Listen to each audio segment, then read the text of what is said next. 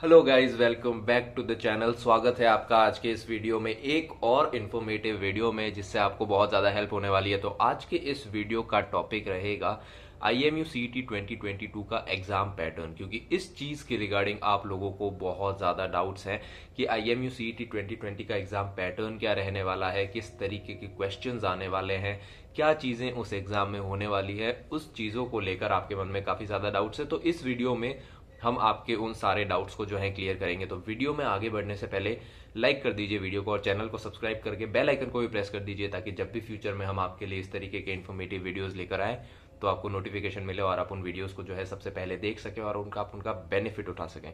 तो चलिए वीडियो को शुरू करते हैं IMU CET 2022 के एग्जाम पैटर्न के बारे में। तो पैटर्न की जब भी हम बात करते हैं किसी भी एग्जाम के, तो सबसे पहले हमारे मन में क्वेश्चन आता है कि सब्जेक्ट्स कौन कौन से होंगे। तो अगेन मैं आपके लिए रिपीट कर देता हूँ, मैंने पहले भी इस बात को एक वीडियो में बताया था, लेकिन अगर आपने उस वीडियो को नहीं देखा है तो इस वीडियो में आपके लिए फिर से मैं आपको बता देता हूँ कि कौन कौन से सब्जेक्ट्स जो है वो IMU CET 22 में पूछे जाएंगे। तो सब्जेक्ट्स हैं फिजिक्स, केमिस्ट्री, मैथ्स।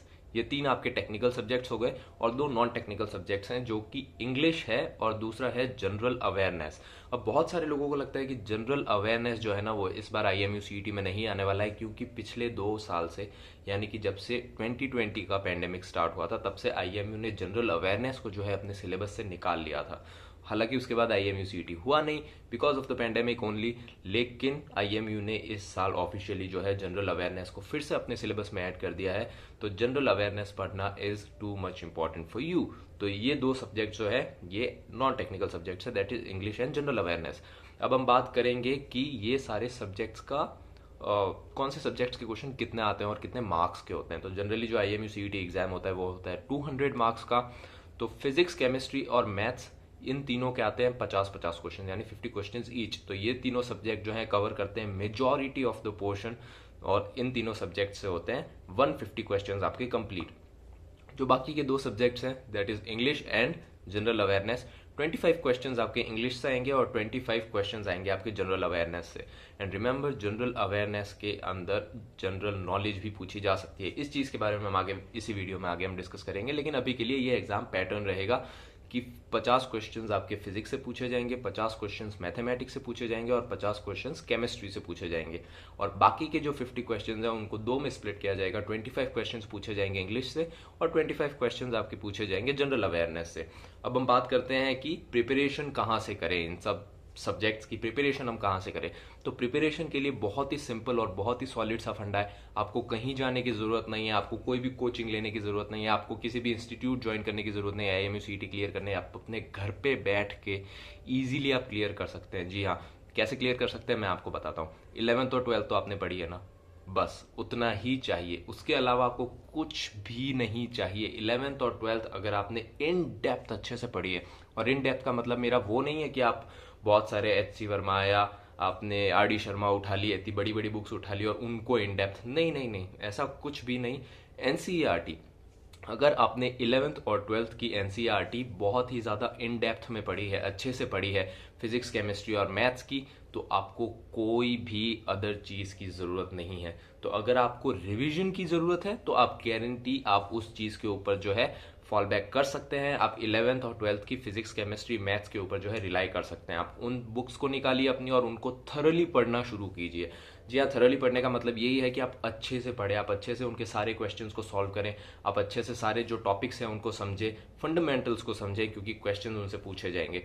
अब बहुत सारे लोगों को ऐसा भी लगता है कि उन्होंने 11th इतनी अच्छे से नहीं पढ़ी, उन्होंने 12th शायद इतनी अच्छे से नहीं पढ़ी और उनको पूरा का पूरा इन डेप्थ नॉलेज नहीं है। तो इस चीज़ के लिए भी एक उपाय है, हमने जो है ई बुक बनाई है IMU CET 2022 के लिए। इस ई बुक के अंदर पिछले जितने भी IMU CET हुए हैं उनके अंदर से सब्जेक्ट वाइज जो क्वेश्चंस हैं वो हमने निकाल कर इस ई बुक में डाले, और सिर्फ क्वेश्चंस नहीं उनके आंसर्स भी डाले। और इस बुक के अंदर मिलेंगे आपको 500 question and answers for all the subjects, for English, for general knowledge, for physics, chemistry and maths. और IMU CET में अगर आपने पैटर्न फॉलो किया है तो मोस्टली जो है कई बार क्वेश्चंस जो है रिपीट हो जाते हैं। इसकी कोई गारंटी तो नहीं है, लेकिन अभी तक ऐसा देखा गया है कि जो क्वेश्चंस है वो कई बार रिपीट हो जाते हैं। तो शायद ऐसा भी हो कि आपने ये बुक से अच्छे से इन डेप्थ में पढ़ा और उसके बाद वो क्वेश्चन जो है आपको एग्जाम में देखने को मिल गया। तो इस तरीके से आपकी काफ़ी ज़्यादा हेल्प होगी। प्लस जनरल नॉलेज का जो सेक्शन है जो कि बहुत ही ज़्यादा वाइड है, आपने 11th 12th में पढ़ा नहीं है, वो भी इसमें से आपका अच्छे से कवर हो जाएगा।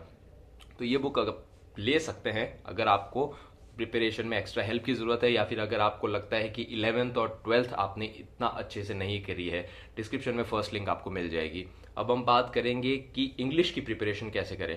कंसीडरिंग कि आपको ये बुक नहीं लेनी है, आपको 11th-12th पे जो है फोकस करना है, आप 11th-12th की बुक्स पढ़ने को रेडी है, आप उनको अच्छे से पढ़ने को रेडी है, तो उनके हिसाब से हम जो है इस वीडियो में आगे जाएंगे।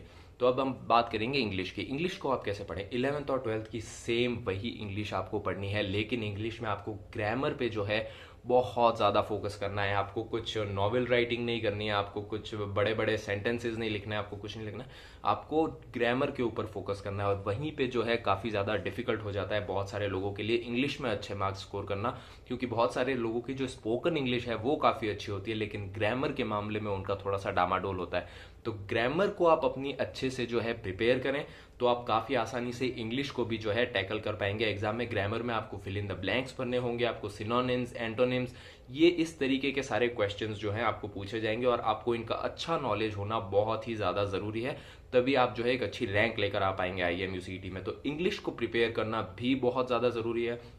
अब अगर हम बात करेंगे कि जहाँ तक आप, चलिए समझिए हम बात करते हैं कि आपने NCERT से प्रिपेयर किया है इंग्लिश, तो इंग्लिश के लिए जो NCERT है वो सफिशियंट है, but it is not completely sufficient, like it is not more than enough. It is good but it is not more than enough. आपको एक्स्ट्रा जो है प्रिपरेशन अपनी भी करनी पड़ेगी। कहाँ पर आपको प्रिपरेशन करनी पड़ेगी, आपको प्रिपरेशन करनी पड़ेगी वर्ड्स में, यानी कि जो सिनोनिम्स होते हैं, जो एंटोनिम्स होते हैं, वो इतने ज़्यादा नहीं दे रखे हैं NCERT में, इतने ज़्यादा लेवल के भी अच्छे नहीं दे रखे हैं। लेकिन जहाँ तक हमने देखा गया IMU-CET के एग्जाम में थोड़ा सा लेवल जो है उनका हाई रहता है। तो अगर आपने NCERT पढ़ा है अच्छे से, तो शायद आप कुछ क्वेश्चंस इंग्लिश के नहीं कर पाएंगे उनसे। तो उनके लिए आपको एडिशनल गूगल पे जाना है, आपको इन सारे वहाँ पर जाके आपको अपने हिसाब से सर्च करना है, मोर सिनोनिम्स, मोर एंटोनिम्स, और आपको देखना है कि किस टाइप के आप पढ़ने के लिए रेडी हैं, आपको आ सकते हैं। ई बुक अगर आप लेंगे तो ई बुक के अंदर डिटेल में सारे के सारे दे के रखे हैं, आपको फिर गूगल पे जाकर अलग से कुछ पढ़ना नहीं पड़ेगा, वो आपकी एडिशनल हेल्प कर देगा। तो ई बुक के लिए तो फर्स्ट लिंक है डिस्क्रिप्शन में। अब हम बात करेंगे जनरल नॉलेज के बारे में। तो जनरल नॉलेज, हालांकि सब्जेक्ट का नाम जो है वो जनरल अवेयरनेस है, लेकिन जो इसके अंदर मैक्सिमम क्वेश्चन हमने जब देखा है जो पूछे जाते हैं वो होते हैं जनरल नॉलेज के।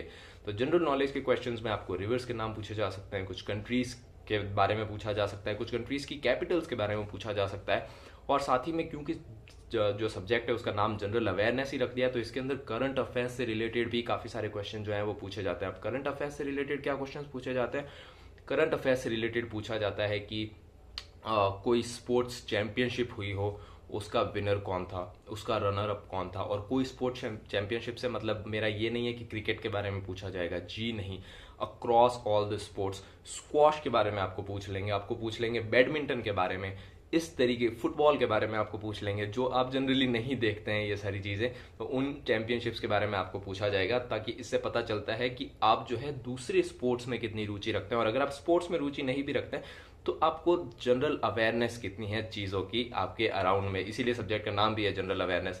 तो जनरल अवेयरनेस की भी आपको प्रिपरेशन अच्छे से करनी पड़ेगी। अब जो लोग इस ई बुक को लेने वाले हैं उनके लिए एक इंपॉर्टेंट पॉइंट कि जनरल इस बुक के अंदर physics, chemistry, maths and English तो आपको फुल ऑन मिलेगी, आपको कहीं और जाने की जरूरत नहीं पड़ेगी। लेकिन जहां तक बात आती है जनरल अवेयरनेस की, तो जनरल अवेयरनेस के पोर्शन में जो है आपको मैक्सिमम जो सवाल है वो जनरल नॉलेज के, तो इसमें आपको बहुत सारे सवाल मिल जाएंगे, लेकिन जनरल अवेयरनेस के लिए मैं हमेशा आपको रेकमेंड करता हूं कि आप अपने आसपास की चीज़ों को देखें। अगर आप न्यूज़पेपर भी पढ़ते हैं, that is more than sufficient. तो जनरल अवेयरनेस के अंदर जनरल नॉलेज के जितने भी क्वेश्चन आएंगे उनके लिए you can rely on this book, but जो भी जनरल अवेयरनेस करंट अफेयर्स के क्वेश्चन आएंगे उनको आप जो है आसानी से कर पाएंगे अगर आप जो है रोज न्यूज़पेपर अपना खाली एक बार खोलकर देखते हैं कि दुनिया में हो क्या रहा है।